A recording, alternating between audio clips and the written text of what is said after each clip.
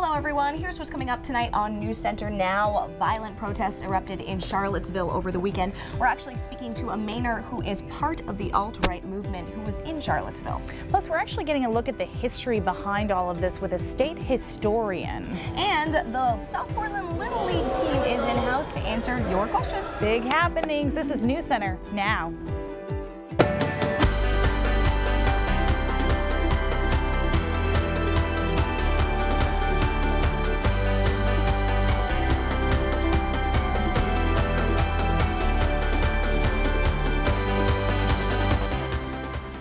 Racism is evil, and those who cause violence in its name are criminals and thugs, including the KKK, neo-Nazis, white supremacists, and other hate groups that are repugnant to everything we hold dear as Americans. President Trump says the Justice Department has opened a civil rights investigation into the violence in Charlottesville, Virginia that killed one woman and injured 19 others. Good afternoon, everyone. I'm Amanda Hill. And I'm Jessica Gagne in for Lee Goldberg. All over the country, people are protesting racism and mourning the victim of Saturday's attack. Police arrested an alleged white supremacist accused of ramming a car into a group of counter-protesters at the Unite the Right rally. 32-year-old Heather Heyer was killed. The driver, James Alex Fields Jr., appeared in court this morning but did not enter a plea. Fields was charged with second-degree murder, but the head of the FBI says this incident could be considered domestic terrorism. That rally brought together white supremacists, neo-Nazis, KKK members, and people who identify with the alt-right. The group had a permit to protest the removal of a Robert E. Lee statue, but police tried to shut down the demonstration after the chanting and signage took a racist turn, and interactions between the group and counter-protesters escalated. This weekend's incident has started a national conversation about racism, freedom of speech, and violence. A lot of that conversation centers around the alt-right and what that actually means. Some people who identify as alt-right insist the movement is not about bigotry, and it often gets unfairly lumped in with hate groups. Here's the textbook definition of alt-right, according to the Oxford English Dictionary. It's an ideological group associated with extreme conservative or reactionary viewpoints that deliberately disseminates controversial content. Now, we sat down with a Mainer who identifies as alt-right, and when pressed, admitted he's a white nationalist. But the man who only wanted to be identified as Mike insists he's not racist and not a white supremacist. He was at the Unite the Right rally in Charlottesville this weekend and says the alt-right movement is gaining members. Are more people joining? Absolutely. It's taking off like fire. We'll see what happens after this event, though. I talked to a lot of people and I asked them, when did you become alt-right? And they said, I always was. I didn't know we could do this. There are things, protecting yourself and your family and loving your culture, what self-respecting person wouldn't do that? But in our culture and society, we can't say these things. You can hear more from Mike tonight on News Center at 6. Now, the national clash of ideologies is playing out on city streets and online, of course. And Katie, social media activists are trying to single out ralliers. They are, and there's plenty of fallout on social media, and now Twitter users are trying to identify those who attended the white nationalist rally in order to get them fired from their jobs. Of course, these are photos of the neo-Nazis and protesters that have been widely shared online. A Twitter user with the handle Yes, You're Racist singled out some individuals and said, if you recognize any of the Nazis marching in Charlottesville, send me their names and profiles and I'll make them famous. BuzzFeed says they confirmed at least one person lost their job at Top Dog, a hot dog stand in Berkeley, California. Now, a neo-Nazi website gets dumped by 2 servers in as many days following the events in Virginia. Domain hosting company GoDaddy said yesterday the Daily Stormer had 24 hours to find a new provider before they canceled the service because of an article published yesterday. Now, what you see here is a banner from the website. Due to profanity, we're unable to show the site in its entirety. The article mocked Heather Heyer's looks and degraded her for not being a mother. Heyer was a counter-protester who died in the car attack. A spokesman for GoDaddy says the Daily Stormer violated their terms of service, so the Daily Stormer transferred their domain to Google, who in turn canceled their registration for also violating their terms of service, according to a Google rep. Amanda and Jess. All right, thanks, Katie. Now, as we said before, the Unite the Right rally was billed as a protest against the removal of a Robert E. Lee statue. In several southern states, leaders are demanding these monuments to the Confederacy be taken down. Statues, fountains, and flags have already been removed in South Carolina and Louisiana, inciting protests and counter-protests that mostly remained peaceful. These monuments mean different things to different groups of people. So are they an homage to states' rights or racism and slavery? News Center's Bill Green joins us now with Dr. Tom Desjardins, a historian who has extensively studied and written about the Civil War and its symbols. Bill? Well, I'll take it from right there, Jess. What do we think when people are looking for a symbol? Is it appropriate to go back to the American Civil War and Robert E. Lee, for example? Well, you have to, Bill. And I think what's interesting about this is that it talks about how really unique our history is as a country. 16 years ago, we put to death Timothy McVeigh for blowing up a federal institution in Oklahoma City. 161 years ago, a fellow named Pierre Gustave Dutant Beauregard led a group of people who helped to blow up a federal institution in Charleston Harbor, igniting the Civil War. Today, there is an active military installation named for him. So this nature of our Confederate history and our national history are intertwined. And frankly, it surprises me it's taken so long for this issue to come up. Why do we still have these Confederate symbols, such as Fort Bragg, North Carolina, Fort Hood, Texas, just to name two easy ones? Yeah, usually the losers don't get to put up monuments to their people. Why is but that happening? In this case, the country, for many, many years, the South in particular, voted as a solid block. From the election of 1880 on, for 13 consecutive elections and then beyond, voted entirely as a unit for electorally. And so in order to get anything done in Washington or as a president or a member of Congress, you needed the South. And in order to do that, they sort of looked the other way, let bygones be bygones about slavery and the war, and focused on other things. The definition of the lost cause, which is a glorified version of the Southern perspective that slavery was a benign thing to be doing to a race of people that couldn't help themselves and things. Lee is the supreme example of the lost cause.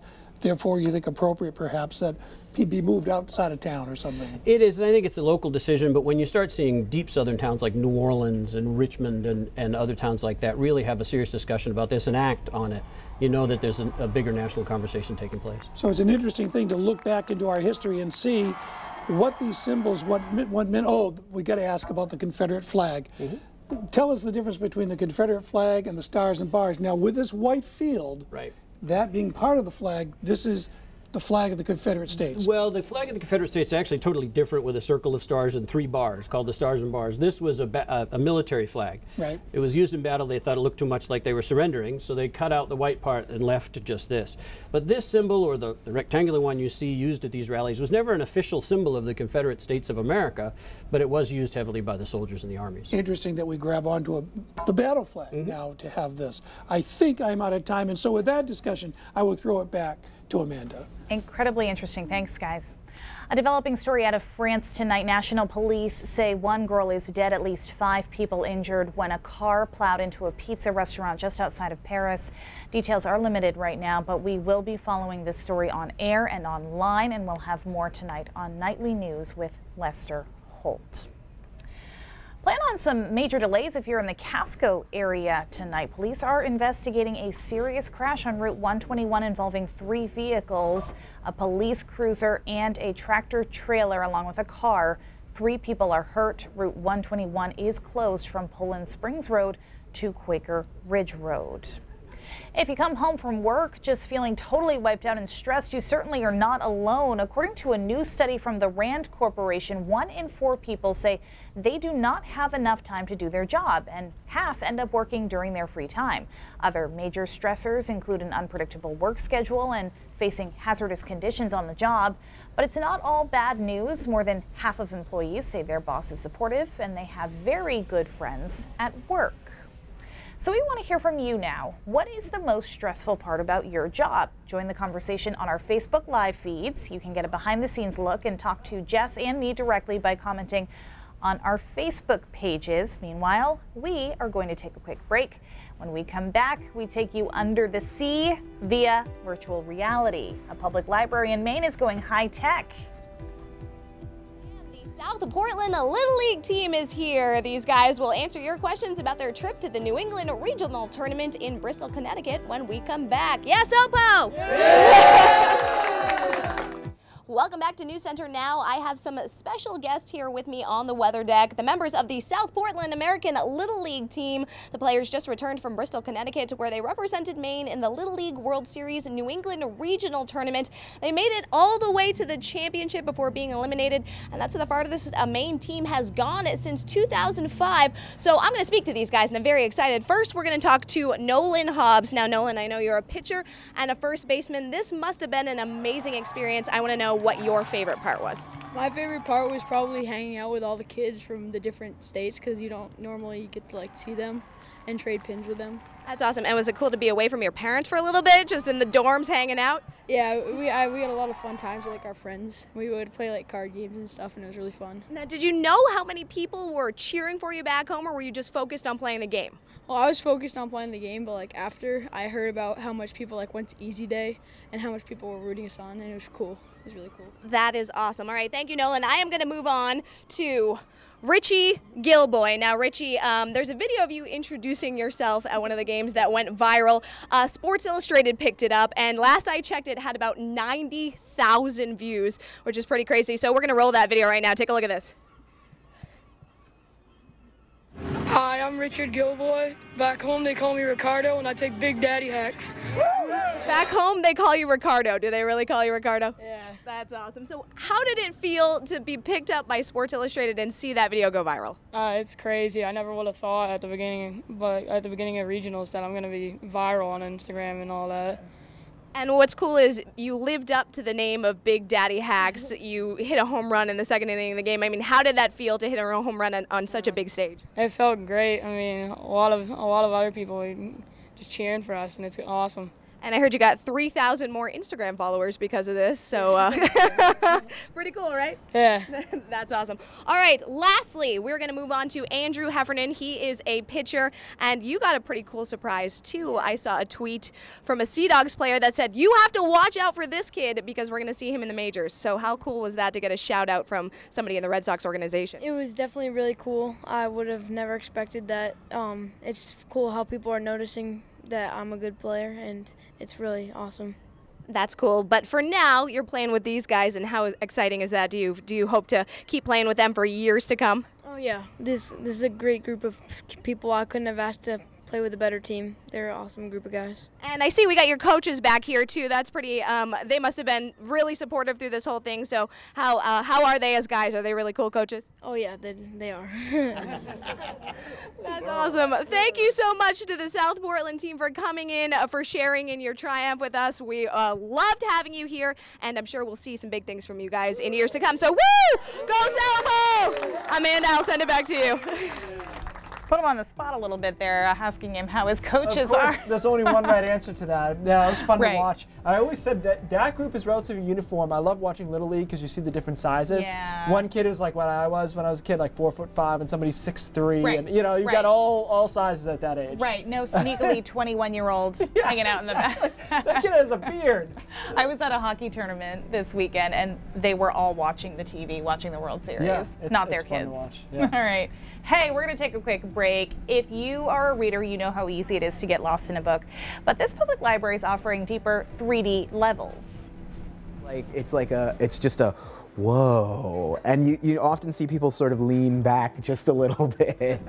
Escaping to new worlds through virtual reality. Plus, Keith, mapping out your work week next in the full forecast. All right, not quite awake, not asleep either, though. How many of us feeling just like this pup this morning? This is Willoughby from New York. And maybe you needed a pick-me-up this morning because Yasmin did. This American Bulldog had her very first puppuccino today. Not sure if that's entirely healthy, but it looks like she's really enjoying it. So. Yeah, that's all that matters. Siblings Bronco and Bruno were working too hard today, mostly lazing around. Oh, it's too bad we can't see it. But there it is. There we go. All of the animals up for adoption or adopted into a loving family, and their owners posted these videos using the hashtag #ShelterPet. This week, we are taking some time to show off what it means to add a furry member to your family. So when Saturday rolls around, you might think about stopping by a local shelter. It's Clear the Shelters Day, and the News Center team is working all over the state to help get dogs, cats, birds, and all kinds of critters adopted. Many local shelters are discounting or waiving their fees. Find out more information about Clear the Shelters Day on our website or mobile app. Okay, this was a fun story. According to data from the Institute of Museum and Library Services, Maine has more than 200 public libraries, but when was the last time you went to one? My library card is expired, I think. See, I hadn't been since I was a kid. And until I started doing news, and then I would go for stories. But it had been a long time for me. Interesting. While the internet and e-readers have taken away the necessity of libraries, it's forced library directors to get creative, offering you experience you can't get from a smartphone. Inside the Rockport Public Library, you'll find the usual reading. The patrons are here a lot. And building. They're really active in the programming we do. You'll also find an escape of sorts. We can go to the top of Everest. Because this library is stepping up its tech game. I believe we're the only public library to have a virtual reality system. It can facilitate experiences that you cannot have in any other way, specifically in STEM fields. It can take you to places you could never go. Rusty, come here. Tours of mountain ranges or oceans. The science aspects of it are really neat. And a new appreciation for the arts. Instead of painting on a flat 2D surface, you're actually sculpting with lines in a virtual environment. A whole new world I had to step into. So we're going to put you through a whale encounter. Is now a good time to say that I'm really freaked out by whales? What I got was a view that's difficult to really show through a flat computer screen. Wow, this is so crazy. Ooh. You feel like you're actually in this world, spinning, looking around. You can look up, down. Turn around. Oh, I don't think I want to. Well, you should turn around. Is there a whale? There's going to be a whale. No, I don't think I want to. Oh my God. The goal here is simple. Bring more people in for an experience they can't get elsewhere. Maybe they'll learn something new. Maybe they'll be inspired to take a book home and escape to new worlds. Maybe they'll just have fun. It's been very interesting just seeing how quickly you get lost in it. And I mean, almost immediately they just break into a smile and just begin exploring and interacting in this new world. And you do get lost in it. It's pretty impressive. So the funding from that virtual reality comes from a grant, and the Rockport Public Library also plans to take the interactive tool on the road, stopping in at schools and different events, and you can follow along with its journey on its Facebook page, which we've posted in the Now section of our website. You look like you were having fun and then scared and then fun. It was like a roller coaster of emotions. Really forces you to face your fears on that one. Glass case of emotions there. I had to keep telling myself this whale does not look real. It looks like a cartoon. It's okay. Whales are so friendly, though. You just don't like the... They're too big. Enormous. Too big, Just too scary. Yeah. Yes. I get it. All right. Well, this week still looks pretty good overall. It's a beautiful day today.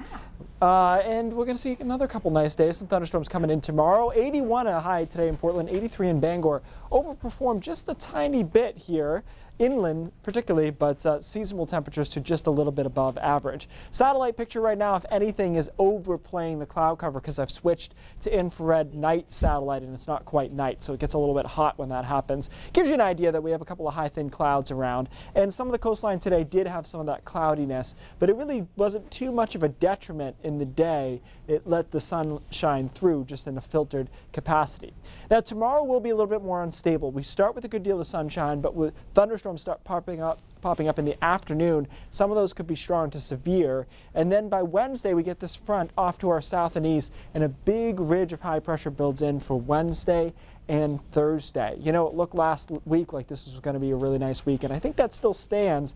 Some thunderstorms on Tuesday, and then perhaps Friday night there could be some rain, but the vast majority of the work week is pleasant and it's warm enough but not overly hot. Hour by hour forecast showing you partly cloudy conditions tonight.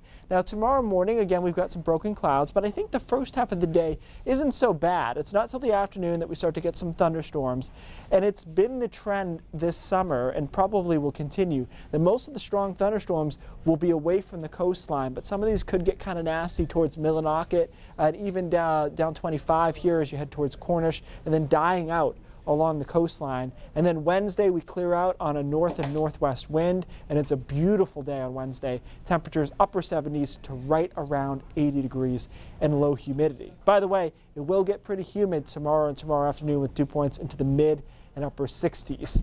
We do have a tropical storm out there. Its name is Gert, and it's going to be out to sea. Really no impact, except maybe some swells. I think most of the swells will be kind of caught by Cape Cod, Massachusetts when it makes its closest pass, which will be on Wednesday afternoon, Wednesday night. So nothing to be worried about here, just worth noting there is a tropical system out there. In the meantime, let's talk about the eclipse a little bit here, because everybody's very interested, and we're starting to get a better idea of what the weather might be for the eclipse. And I think it will be pretty good in Maine. This is a cloud cover simulation for the 21st at around 2:30, which is when the eclipse is occurring, 2:45, but close enough. And it looks clear at this point, so we'll keep an eye on it, but it's an encouraging sign. The weekend will be like every weekend we've had for the last 10 weekends. Some showers on Saturday and nice on Sunday, but a little bit breezy on Sunday afternoon. So this has been, I just can't, we get into these lockstep patterns, and this is definitely one of them where we're getting half the weekend. And Saturday's not bad, as they haven't been, but I think Sunday is the better day. Great. Well, listen. Great, I work Sunday. Yeah, awesome. Yeah, you've noticed this pattern. It will be 10 in a row, 10 or 11 in a row. Yeah. Well, at least I get the morning. Yeah. So that's 10 in a row. It's a long time. All right. Thanks, Keith. No complaints, Jess. No, I'm sorry. We'll be right back. All right, today's Brain Drops. Hot topic, our #1 clicker out there on the old website. The Farmer's Almanac has released their winter forecast. And so a lot of people want to know, what's the accuracy of this and how do meteorologists feel about it. There are two separate camps on this. There is 70% of meteorologists who hate this. They get offended by the idea that they're taking a shot at it. They don't have a meteorologist on staff. They're just kind of taking, some guesses at it. And then I'm in the other 30% that says, I think people understand it's entertainment to some degree. Sure. Because of the words that they're using, right? Okay. What winter in Maine do you ever remember that wasn't cold and snowy in some capacity? Yeah. Even the down years. At some point it was cold. The and at some down point years it was are 40 inches of snow. Right. And cold. Right. So let's show them last year's outlook, though, and see where they hit and where they didn't. Again, you're using verbs. We actually had a very mild winter statistically last year, but we did have a snowy winter, so I give them 50%. Where they admit that they missed big time last year was this. They had one of the warmest and least snowy winters in their history. Wow. And so they went all in on this, and that didn't work out. Remember that seasonal forecasting, even by professionals, is a 60% skill game, which means they're only 10% better than guessing. In seasonal forecasting. So let's show you the seasonal forecast from the Climate Center, which has some models. It runs off of it. It's a little different. This says that we're going to be average temperature-wise, and if we have the precipitation one real quickly here, you're going to see that they're really not willing to make a call of any kind on that. So they've got meatloaf recipes, a lot of great sayings. Don't take it too seriously. Some fun stuff. Go for the recipes. Yes. You center up 530 starts right now.